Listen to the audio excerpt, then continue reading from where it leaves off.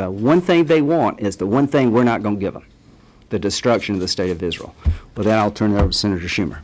Well, thank you, and let me thank you, Lindsey, my partner in so many different issues, and all of our colleagues here today.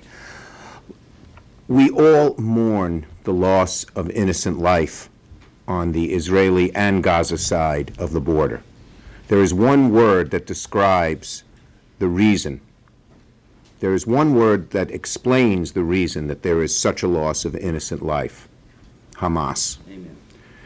If Hamas had agreed to ceasefire, which Egypt, a Muslim Arab country, proposed, there wouldn't be such a loss of life.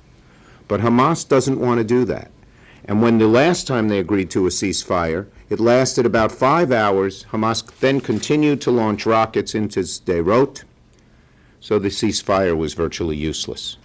The only way to have a ceasefire that's going to make a difference is to make sure that Hamas no longer has the capability of launching rockets into Israel or sending killers through tunnels into Israel.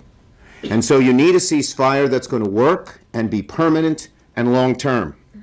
And that ceasefire should occur only after Hamas is denuded of the missiles and only after the tunnels are no longer useful.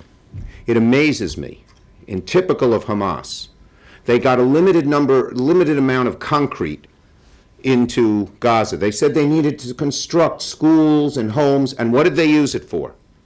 Tunnels. All these tunnels are lined with concrete in an effort to kill Israeli civilians in the kibbutzim along the Gaza border.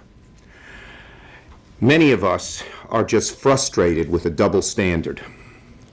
We see it on the news, we see it among the commentators, we see it among average folks too sometimes, which is, oh, both sides are equally to blame.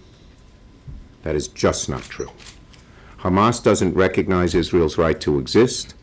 Hamas has sworn to the destruction of Israeli citizens, and as Prime Minister Netanyahu said, aptly, Israel uses missiles to shield and protect its people.